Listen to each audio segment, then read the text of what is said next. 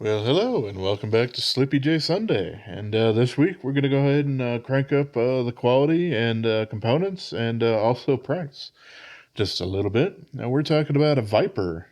This is the Viper Twin. If you're not familiar with the company, these guys are Italian made. Let's go ahead and open this guy up. We have an M390 blade, which some people are going to be a little bit worried about when they hear M390 and Italy.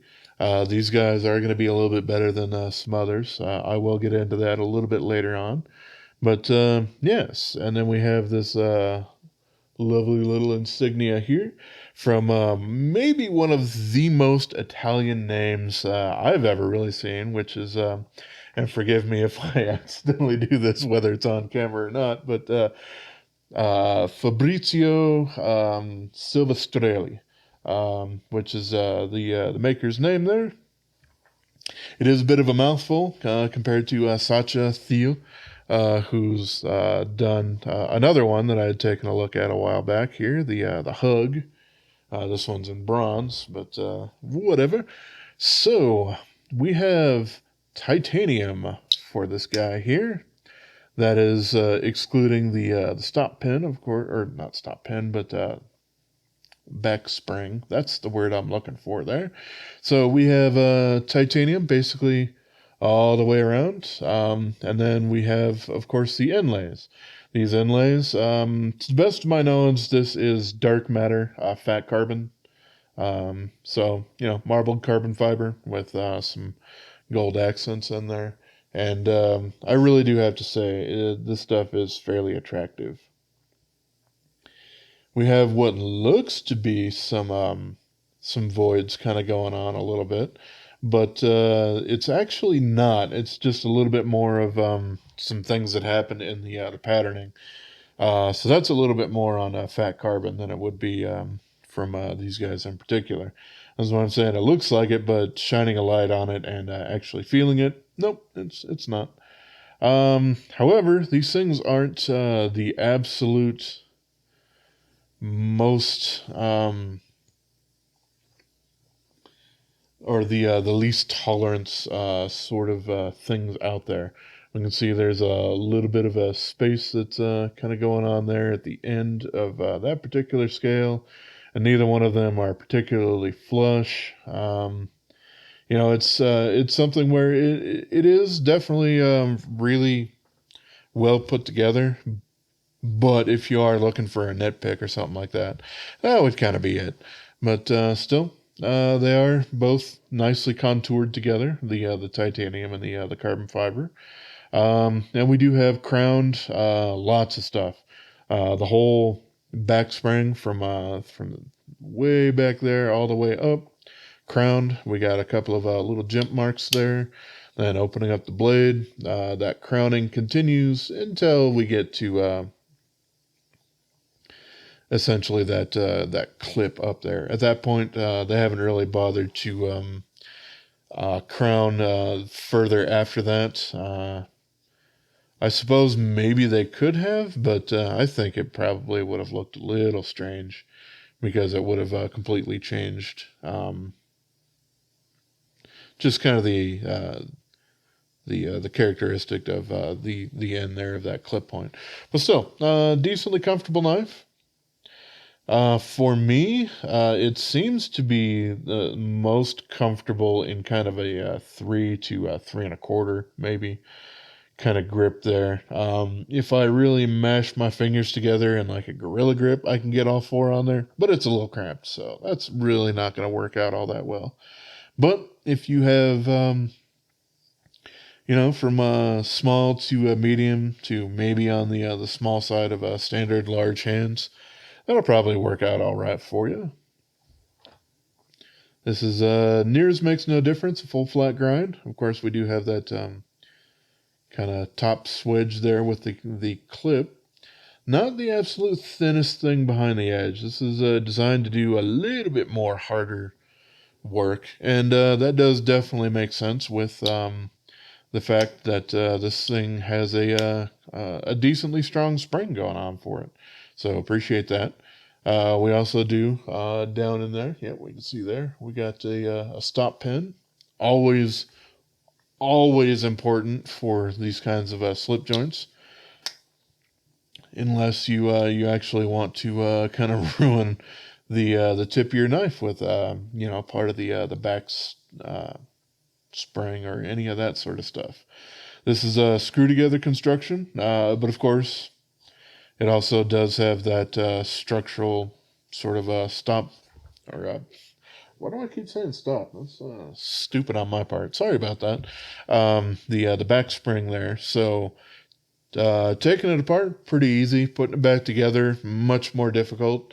And unless you're actually really used to it, I would suggest just leaving it together.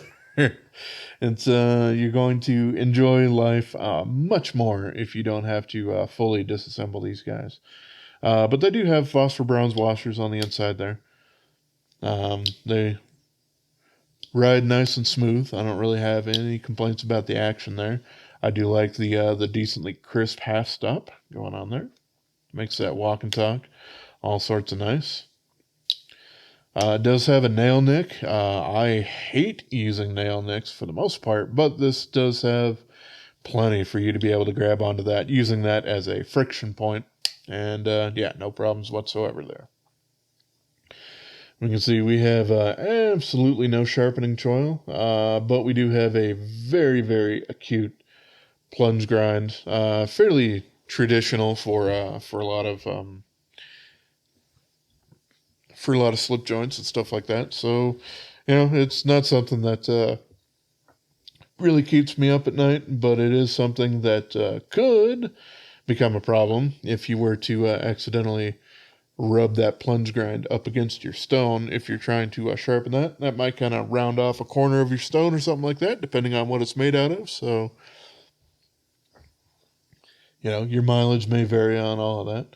But yeah, we got T6 hardware for the scales. They're easy enough to pull out. They're not adhered underneath the screws there. So if you do need to get under there, clean it out, or if you're I don't know, replacing it with something else or whatever other reason, they're easy enough to pull out there. And then a T8 for the pivot to be able to tighten that in and out to kind of your specifications there. We got a little bit of lanyard hole there. Generally, I wouldn't have minded it being a little bit more hidden as far as being integrated into rather than through the back spring there. But still, it's there. It doesn't really look out of the ordinary, I suppose. But yeah, aesthetically, that's going to be everyone's own opinion there. So this thing does keep you a decent way from the blade there. Now, I'm not talking just necessarily just the protection. It's just you are about a half an inch away from the actual cutting edge, unless you really want to choke up. Aesthetically, I don't find that works out all right. So it's designed for you to be a little bit further back, which is all right still. I mean, if you're going to be putting a lot of pressures and stuff like that, you're still going to be even further out, probably using the most of the belly or something like that to start that cut with. Because of that, if I was going to do a lot of harder work or something like that, I would want those crown jimps or whatever to come much further up. But that's something that I kind of find that I kind of want on a lot of knives, and most of them don't. So, it's something that I'm in a minority on. I can understand that. It's a little bit more of an opinion, not like a criticism, like you should have done that. It's more like, I wish you would have done that. So yes, I suppose I should speak on the M390 here. Some Italian companies have had some bad track records with M390 and some other powder metallurgy steels and stuff like that. Most of that has been Lion steel, not necessarily just every Italian manufacturer under the sun. But it's unfortunately not just from them. And apparently, what it comes down to is a lot of times they weren't doing any cryo quenching, like quenching into liquid nitrogen or something like that. They were using uh, water, possibly ice water, but I think just standard tap water. And I guess in one or two cases, quenching oil, which that's great for some carbon steel, but powder metallurgy really requires much colder quenching temperatures to change a lot of those carbides and stuff like that. Because if you don't get those changed, austenite, martensite, all that sort of stuff, then you basically have a whole lot of cutting potential that's just left on the table. Kind of like uncooked bread dough or cookie dough, like inside. It's not going to be structurally as hard because some of it just wasn't fully hardened that way. I suppose that's a good, easy way to put it. However, with the couple of knives that I've played around with here from Viper, they seem to do a pretty good job, especially trying to reprofile both this and the other one that I had talked about a while back. The Hug here, both of these are in M390. Both of them took quite a bit of effort to be able to reprofile, and haven't really had any problems or worried about the edges giving up the ghost anytime soon on these guys. So they seem to be treated rather well. So that's good. They've also, of course, on another one. Let's see if I can find it here. It's very random aside.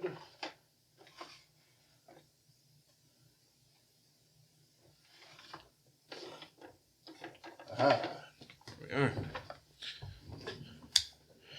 There we go. There's the other Viper I have. It's the Orso 2, and this uses a alphabet soup LLQPM 20-4, which in my unboxing video I did some very, very quick research, and then during the unboxing said that it was basically an M4 equivalent, and it's not.